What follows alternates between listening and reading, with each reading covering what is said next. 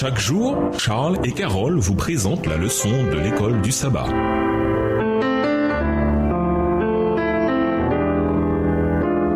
Bienvenue dans votre émission. Dieu nous parle. Nous voilà à la leçon de dimanche. Notre grand prêtre, quand Moïse supervisa la construction du tabernacle, il n'eut pas l'autorisation de suivre la conception qu'il souhaitait. Dieu lui donna un plan à suivre. Regarde, puis fais d'après le modèle qui t'est montré dans la montagne. Exode 25, le verset 40. Nous découvrons dans l'Épître aux Hébreux que le modèle utilisé était celui d'une réalité plus élevée, le sanctuaire céleste. Lisons Hébreux 9 et versets 11 à 15, à propos de Christ en tant que notre grand prêtre dans le sanctuaire céleste. Qu'est-ce que cela nous apprend sur ce qu'il fait pour nous? Hébreux 9, les versets 11 à 15. Mais Christ est venu comme souverain sacrificateur des biens à venir. Il a traversé le tabernacle le plus grand et plus parfait qui n'est pas construit de main d'homme, c'est-à-dire qui n'est pas de cette création. Et il est entré une fois pour toutes dans le lieu très saint, non avec le sang des boucs et des veaux, mais avec son propre sang, ayant obtenu une rédemption éternelle. Car si le sang des taureaux et des boucs et la cendre d'une vache répandue sur ceux qui sont souillés sanctifie et procure la pureté de la chair,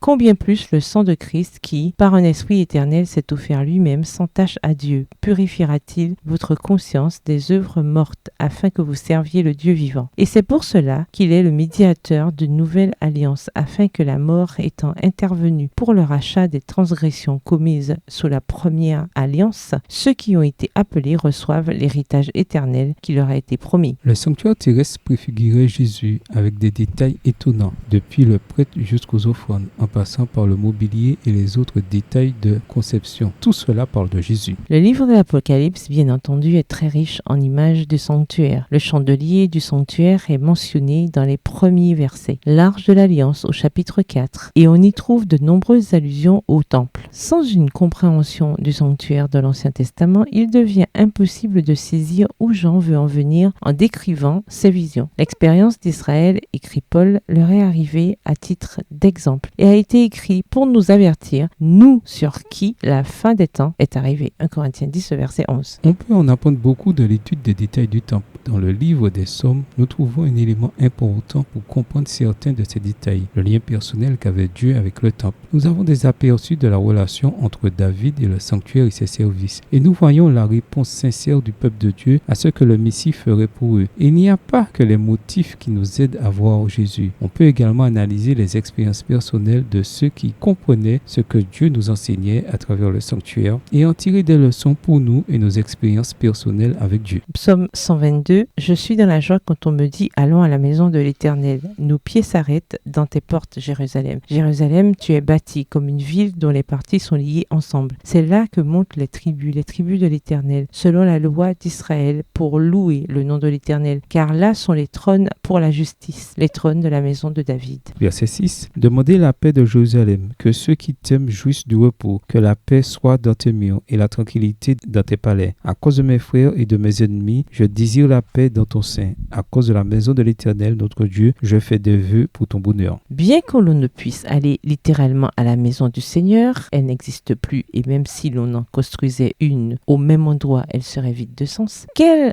éléments trouve-t-on dans ce psaume qui peuvent nous encourager au sujet de ce que Christ a fait pour nous? Remarquez les thèmes de la paix, de la sécurité, de la louange et du jugement. Au revoir. Et à demain si Dieu veut. Dieu nous parle. Chaque jour, Charles et Carole vous présentent la leçon de l'école du sabbat.